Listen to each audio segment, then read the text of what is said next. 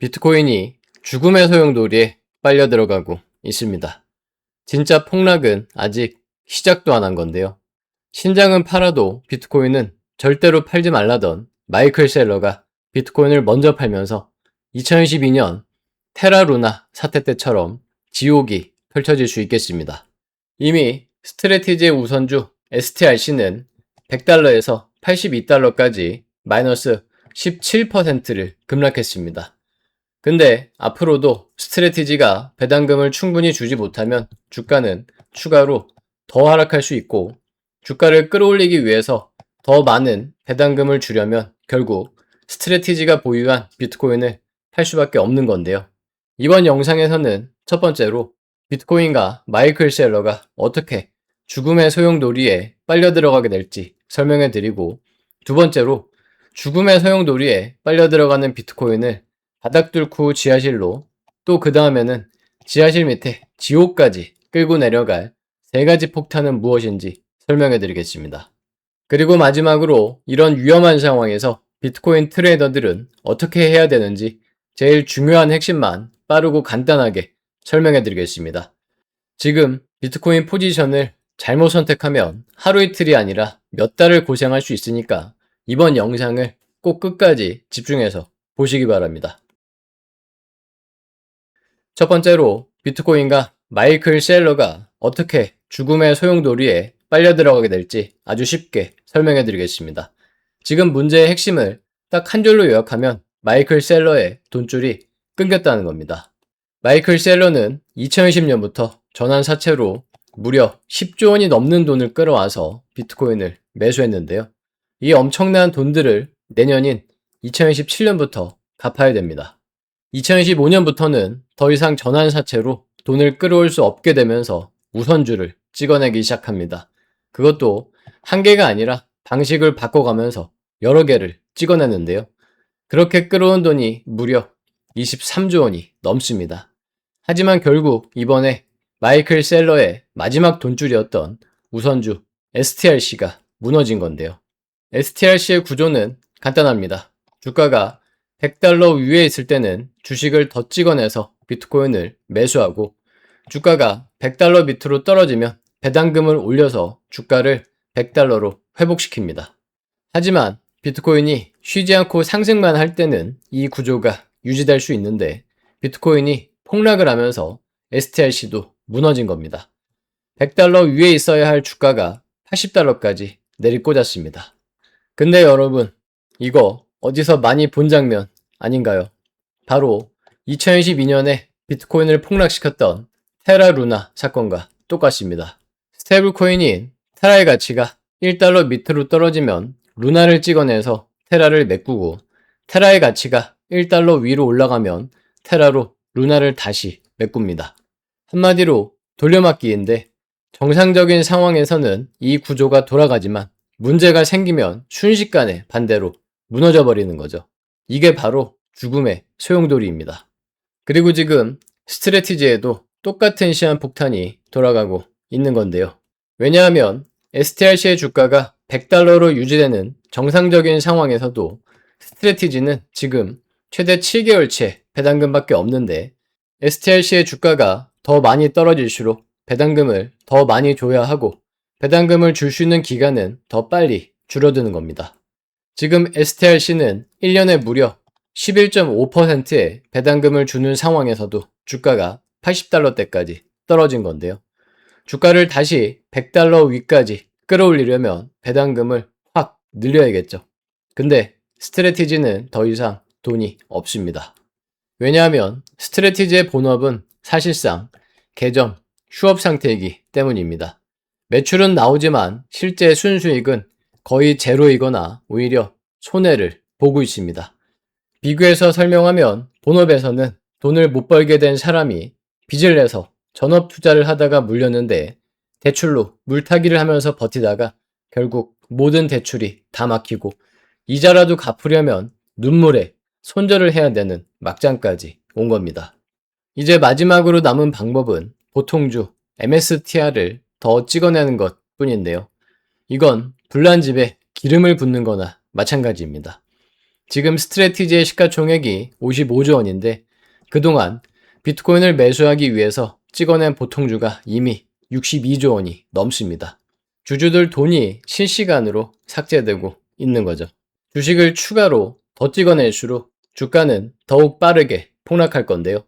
MSTR의 주가는 이미 2014년 고점에서 무려 마이너스 80%를 폭락한 상태입니다. 근데 혹시 지금 이 차트를 보면서 눈치채신 분들 계신가요? 아주 정확한 역회된 숄더 패턴을 만들고 있죠. 주식을 더 찍어내지 않더라도 이미 번지 점프를 뛸 준비를 하고 있는데 여기서 주식을 더 찍어내면 정말 수직 낙하를 하게 되겠죠. 정리하면 주식을 더 찍어내도 폭락, 우선주의 배당을 멈춰도 폭락, 전환사채를 갚지 못해도 폭락인 겁니다.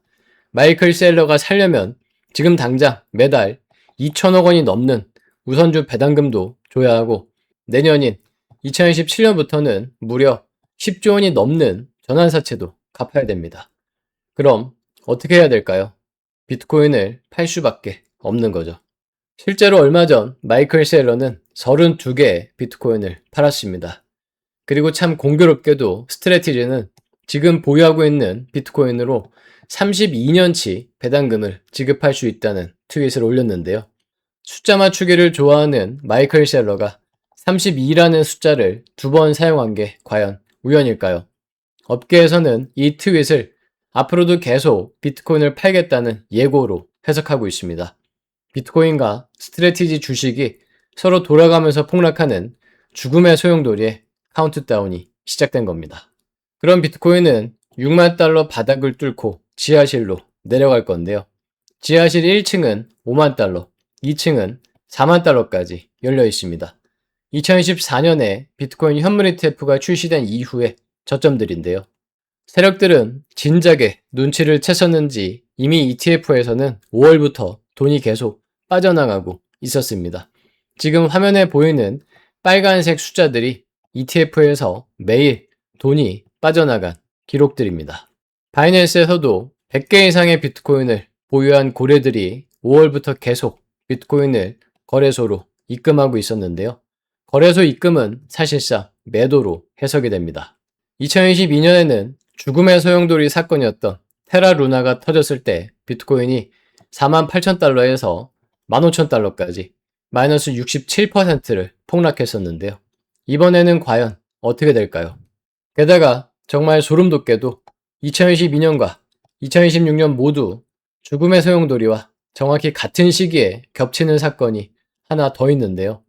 지금부터 두 번째로 죽음의 소용돌이에 빨려 들어가는 비트코인을 바닥 뚫고 지하실로, 그 다음에는 또 지하실 밑에 지옥까지 끌고 내려갈 세 가지 폭탄이 무엇인지 설명해 드리겠습니다. 다시 한번 집중하시기 바랍니다. 첫 번째 폭탄은 미국의 금리 인상입니다. 2022년에는 코로나 사태 이후 물가 급등을 방치하던 연준이 뒤늦게 급하게 금리를 올렸었는데 테라 루나 사건과 겹치면서 비트코인을 더욱 강하게 폭락시켰습니다. 그리고 지금 2026년에는 마이클 셀러의 비트코인 매도 행진과 미국의 금리 인상이 겹칠 수 있겠는데요. 며칠 전에 연준이 올해 안에 금리를 인상하겠다는 신호를 보냈죠. 연준 위원 19명 중 절반인 9명이 금리를 인상하겠다고 예고를 했습니다. 심지어 6명은 금리를 2번 넘게 인상하겠다고 했는데요. 그래서 연준의 금리를 전망하는 패드워치에서는 올해 9월에 한 번 금리를 올리고 내년 1월에 한 번 더 올릴 것으로 전망을 하고 있습니다. 월스트리트에서는 더 파격적인 전망을 내놨는데요. 헤지펀드 중에서 순이익으로 전 세계 1위인 시타델에서는 연준이 내년 3월까지 금리를 3번 인상할 것이라는 전망을 했습니다. 참고로 시타델은 테라 루나를 무너뜨린 매도 폭탄의 주인공이기도 합니다. 또한 미국 최대의 보험사인 프루덴셜 파이낸셜의 자산운용사에서는 연준이 더 빠르게 올해 안에 3번의 금리를 인상할 것이라는 전망을 했는데요. 게다가 이번에는 제롬 파월에서 케빈 워시로 연준 의장이 바뀐 직후이기도 합니다. 이게 두 번째 폭탄인데요. 주식시장은 연준 의장이 바뀔 때마다 3개월 동안 무조건 하락을 했습니다. 지난 수십 년 동안 12번 모두 하락했었고 1987년에는 그 유명한 블랙 먼데이가 터지기도 했었는데요. 평균 하락폭은 마이너스 12%였습니다. 비트코인도 마찬가지입니다. 2014년에 제닛 옐런이 연준 의장이 될 때, 2018년에 제롬 파월이 연준 의장이 될 때, 2022년에 제롬 파월이 임기를 연장할 때 모두 비트코인도 주식시장과 함께 하락을 했습니다. 또한 이번에는 일본의 금리 인상까지 겹쳤는데요. 이게 세 번째 폭탄입니다. 일본이 금리 인상을 하면 비트코인은 항상 상승 추세가 꺾이고 하락 추세가 시작됐는데요. 2024년에는 일본이 금리를 올릴 때 73,000달러에서 49,000달러까지 마이너스 33%를 폭락했었습니다. 2025년에도 일본이 금리를 올릴 때마다 비트코인은 마이너스 30%를 넘게 폭락했었는데요. 정리하면 지금 비트코인은 마이클 셀러와 함께 죽음의 소용돌이로 빨려 들어가는 와중에 미국의 금리 인상 예고, 연준 의장 교체, 일본의 금리 인상까지 무려 3가지 폭탄이 한꺼번에 터진 상태인 겁니다. 그럼 도대체 바닷가 지하실은 어디까지 뚫려 있을까요? 세 번째로 이런 위험한 상황에서 비트코인 투자자들은 어떻게 해야 되는지 제일 중요한 핵심만 빠르고 간단하게 설명해 드리겠습니다. 차트에서는 비트코인이 6만 달러를 찌르고 살짝 반등했는데요. 지난 영상에서 설명드린 것처럼 1차로 6만 5천 달러까지 반등했다가 한번 눌리고 2차로 6만 8천 달러까지 반등하다가 다시 하락을 했습니다. 그리고 이 반등 구간에서는 매수 포지션을 진입하는 것이 아니라 분할로 매도 포지션을 진입하고 다시 하락하면 분할 청산으로 수익을 실현하면 된다고까지 지난 영상에서 설명을 드렸었죠. 수익 챙기신 분들은 축하드립니다. 하지만 비트코인의 하락 추세는 아직 끝나지 않았습니다. 지금도 계속해서 6만 8천 달러 밑에서는 올라올 때마다 분할로 매도 포지션을 진입할 수 있겠고요. 손절은 6만 8천 달러 위로 설정하고 다시 하락하면 분할 청산으로 수익을 챙기시면 되겠습니다. 앞으로도 저는 비트코인이 6만 달러를 돌파하고 1차로 5만 달러, 2차로 4만 달러까지 하락할 것이라고 생각합니다. 그때까지 매도 관점이고요. 여기까지가 지하실입니다. 그 밑으로는 지옥이 열리는 건데 아직까지 미리 걱정하지는 않겠습니다. 그럼 매수 포지션은 언제 다시 잡을 수 있을까요? 만약 비트코인이 단기적으로 반등해서 6만 8천 달러를 돌파하면 1차로 매수 포지션을 진입할 수 있겠습니다. 그 이후에는 저항선인 7만 4천 달러, 7만 8천 달러, 8만 3천 달러까지 단계별로 저항선을 돌파할 때마다 포지션을 늘려가면 되겠고요. 8만 3천 달러까지 돌파하면 그때부터가 진짜 중장기 상승 추세가 시작되는 겁니다. 하지만 그 전에 어디까지 하락할지 그리고 언제쯤에나 다시 8만 달러를 회복할 수 있을지는 불확실합니다. 비트코인이 죽음의 소용돌이로 빨려 들어가는 힘들고 어려운 시기를 비트코인 1타 강사와 함께 이겨내시기 바랍니다. 오늘 영상이 도움이 되셨다면 구독과 알림 설정 하시고 다음 영상에서 또 뵙겠습니다.